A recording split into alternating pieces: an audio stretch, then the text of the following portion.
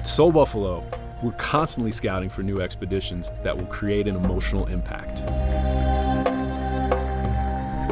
My role is to experience the journey in the way our participants will, oftentimes in ways that affect me on a personal level. The first time I came to Zimbabwe to deep dive with anti-poaching, I really thought I knew the ins and outs of this problem.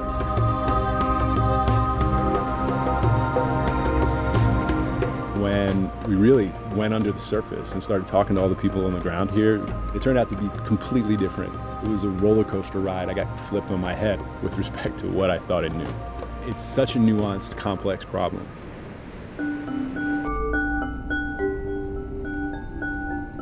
Being here on the ground in the middle of this experience, it makes you realize that it's much more than just anti-poaching. That it actually envelops an entire community. How can we help get the word out and enable this community to get to the next level? We really believe in experiential learning. We're in the middle of the Zimbabwe bush, learning from people that came all over the world that feel really passionate about the issues and challenges that are happening here. We met with an organization that's dedicated to flying drones over top of the national park to prevent people from dumping cyanide into the watering holes here that could kill hundreds of elephants.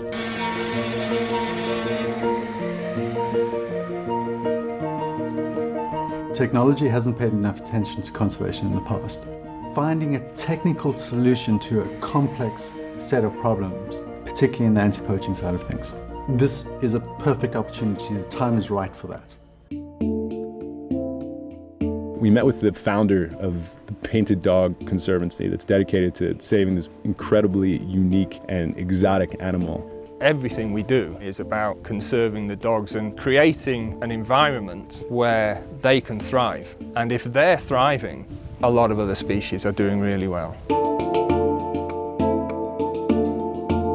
We learned that we have the opportunity to be anti-poachers on the ground here, that we have the opportunity to go out in the field and remove snares that are set up to trap all kinds of different animals. More and more, it just comes to light that this problem is way deeper than just elephant and rhino. Walking up on this giraffe that had been caught in a snare, that had died in such a cruel way. And then finding out later that the poachers are lucky if they got $50 on the open market for bushmeat. It's just beyond comprehension.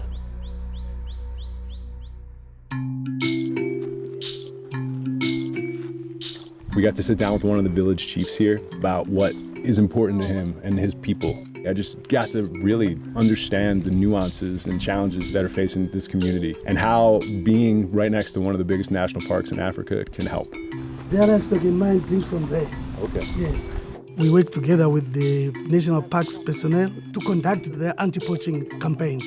You have to look after these animals. Tourists, when they come to see those animals, it's money for our country. These animals, it's your future. What resonates so strongly with me is there's so many stakeholders at play, from the national parks to the governments to all the NGOs that are on the ground. You realize that there's this shared sense of purpose that these people have, that they really feel like they're making a difference, doing their little part up against this incredibly complex problem. We want to take our corporate groups and our big organizations on an expedition in the truest sense of the word, where we have a mission, where we have a clear objective to bond teams and forge leaders by providing once-in-a-lifetime opportunities.